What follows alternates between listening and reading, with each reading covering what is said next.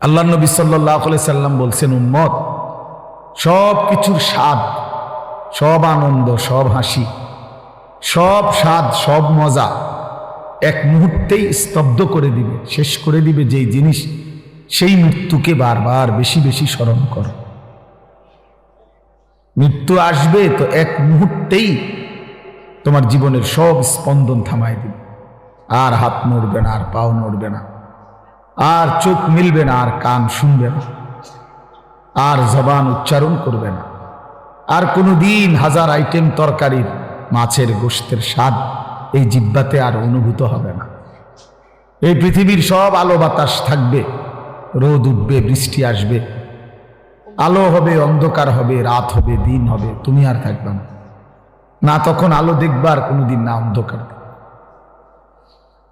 এই জন্য এটা নবী সাল্লাল্লাহু আলাইহি সাল্লাম বলছে, আকসিরু, তোমরা মৃত্যুকে বেশি বেশি স্মরণ করো। হাদিসের মধ্যে আছে, আল্লাহ নবী সাল্লাল্লাহু আলাইহি ওয়াসাল্লামকে সাহাবী জিজ্ঞেস করছে, মান আকিয়াসুন নাস ওয়া আহজামুন নাস, ইয়া রাসূলুল্লাহ, সবচেয়ে বুদ্ধিমান বিচক্ষণ ব্যক্তি কে? সবচেয়ে বিচক্ষণ ব্যক্তি কে? তো নবী সাল্লাল্লাহু আলাইহি ওয়াসাল্লাম বলছেন, আকসারুহুম যিকরান লিল মাউত, যে বেশি বেশি মৃত্যুকে স্মরণ করে, ওয়া আকসারুহুম ইস্তিআদাদান লিল মাউত, এবং যে বেশি বেশি মৃত্যুর জন্য প্রস্তুতি গ্রহণ করে, সে সবচেয়ে বুদ্ধিমান, সবচেয়ে বিচক্ষণ। আল্লাহ নবী সাল্লাল্লাহু আলাইহি ওয়াসাল্লাম বলেন, আল কাইয়িসু মান দানা নাফসাহু ওয়া আমিলা লিমা বা'দাল মাউত, সবচেয়ে বুদ্ধিমান যে সেই ব্যক্তি যে নিজের হিসাব করে এবং মৃত্যু পরবর্তীর জন্য আমল করে। হিসাব করে নিজের, আজ আমার সারাদিনের অর্জন কি? আজকের সারাদিনে 5 ওয়াক্ত নামাজ তো চলে গেল, আমি পড়লাম কয় ওয়াক্ত? আজকের সারাদিনের 12 ঘন্টা 24 ঘন্টা তো আমার হায়াত থেকে শেষ হলো। আমার এই জবান দিয়ে আল্লাহ পাকের নাম উচ্চারণ হলো কয়বার? কয়বার মনে পড়লো যে আমার একজন মালিক আছে? কয়বার মনে পড়লো আমার একজন রসুল আছে? কয়বার মনে পড়লো আমার একটা ধর্ম আছে? বলেন। এই জন্য নিজের হিসাব করে, সে বুদ্ধিমান এবং প্রতিনিয়ত মৃত্যু পরবর্তীর জন্য আমল করে। মানুষের অতীত সেটা তো চলেই গেল, মানুষের ভবিষ্যৎ আগামীর বেঁচে থাকা সেটা তো অনিশ্চিত। তাহলে বর্তমানের এই সামান্য একটু সময়, প্রতি সেকেন্ড অতীত হয়ে যায়, প্রতি সেকেন্ড আবার সামনে ভবিষ্যৎ। বর্তমানে একেবারেই সামান্য, একেবারেই 3 পয়েন্ট, একেবারেই একটা বিন্দুর মতো। তাইলে এই সামান্য দুনিয়া, অল্প কিছুক্ষণের দুনিয়ার জন্য এত অস্থির না হওয়া, আখেরার জন্য প্রস্তুতি নেওয়া, এটাই বুদ্ধিমানের কথা। কারণ এটা তো আমাকে বরণ করতে হবে, তার চাইতে ভালো রেডি হয়ে যাই, প্রস্তুতি নিয়েই যাই। মরতেই হবে যখন, যেতেই হবে যখন। আমার বাপ যদি এই কথাটা আমি বুঝি, আমার লাভ, আপনি বুঝলে আপনার লাভ। জওয়ান ছেলে, তুমি বুঝলে তোমার লাভ। বাপ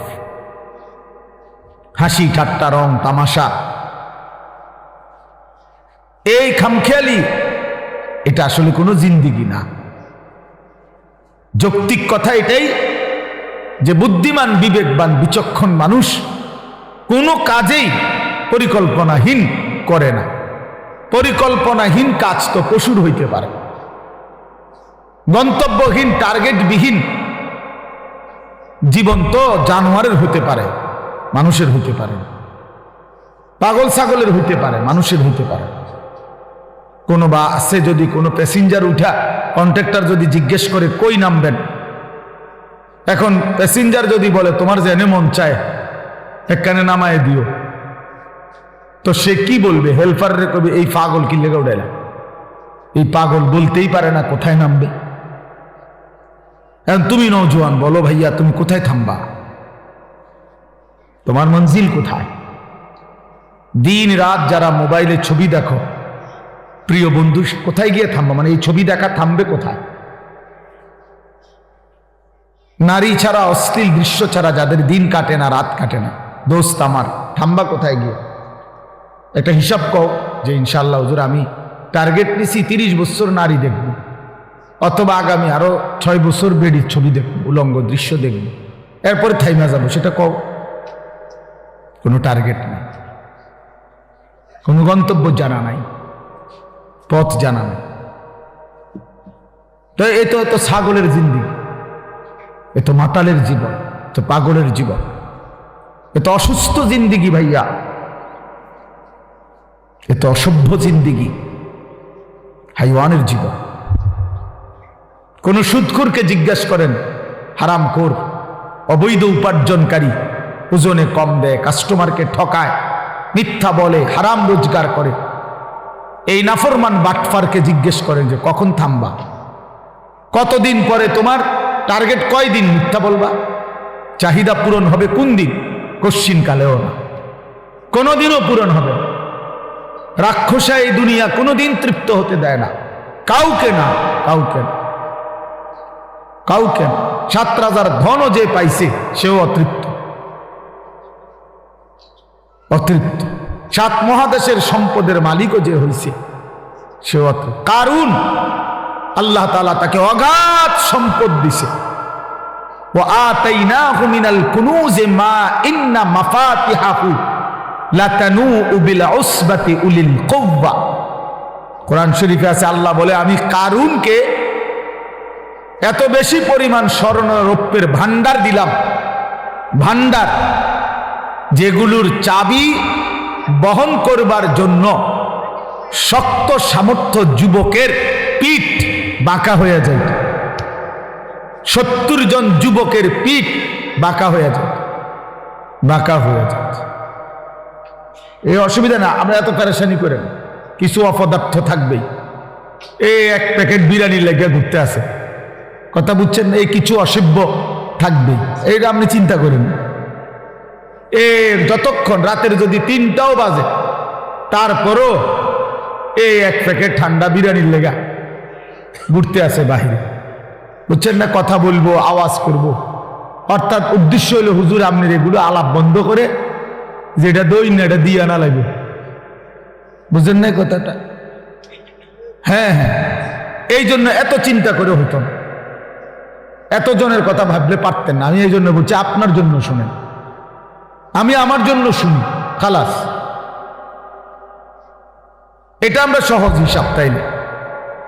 নির্দিষ্ট কোনো পরিমাণ শ্রোতার কোনো কোটা নাই যে এত শ্রোতা না হইলে একটি মাহফিল ব্যর্থ, একজন বক্তার ওয়াজ ব্যর্থ, শ্রোতা যদি 10,000-এর কম হয় না, এমন কোনো সিস্টেম কোরআন সুন্নাতে নাই। কথা বোঝেন নাই আপনি? আমি এক আল্লাহর কথা বলার জন্য কমপক্ষে 100 মানুষ না হইলে হইবে না, এমন কোনো নিয়ম নেই, এমন কোনো সিস্টেম কোরআনে নাই, কথা নাই। বরং আল্লাহ নবী সাল্লাল্লাহু আলাইহি সাল্লাম বলছেন, ফাওয়াল্লাহি লা আন ইয়াহদিয়াল্লাহু বিকা রাজুলান ওয়াহিদান খায়রুল লাকা মিন হুমুরিন নাআম। আল্লাহর নবী সাল্লাল্লাহু আলাইহি সাল্লাম বলেন, আল্লাহর কসম, তোমার দ্বারা একজন ব্যক্তি আল্লাহর রাস্তা পাওয়া, হেদায়েত পাওয়া, গোটা আরবের সবগুলো দামি ওট তোমাকে হাদিয়া দেওয়ার চাইতে কোটি গুণে বেশি উত্তম। কয়জন লোক? একজন, সির্ফ একজন। আমার 30 বছর বলার দ্বারা যদি একজন মানুষ আল্লাহকে পায়, এই 30 বছরের বিনিময়ে হতে পারে আমার নাজাতের জন্য ওই একজনই যথেষ্ট। কোরআন শরীফে আছে, মিয়া সাহেব, কোরআনুল কারীমের মধ্যে আছে, আপনারা হুজুরদেরকে জিজ্ঞাসা করেন, আপনাকে ইমাম। সূরা ইয়াসিনের মধ্যে একটা ঘটনা আছে, 3 জন নবী, 3 জন রাসূল একটি এলাকার মানুষকে, ওনারা আল্লাহর রাসূল, 3 জন রাসূল লাগাতার দিবানিশি মানুষকে আল্লাহর দিকে ডাকছেন। 3 জনের সম্মিলিত প্রচেষ্টায় কালেমা পড়ছে সির্ফ একজন। কয়জন? একজন। যা আমিন আকসাল মদিনাতি রাজুলুন, রাজুলুন কয়জন? একজন। অথচ রাসূল 3 জন। ফাআজ্জাজনা বিসালিসিন, এই যে ফাকালু ইন্না ইলাইকুম মুরসালুন। আল্লাহ বলেন, প্রথম দিছিলাম 2 জন, পরে আরো একজন দিয়া মোট 3 জন পুরাইলাম।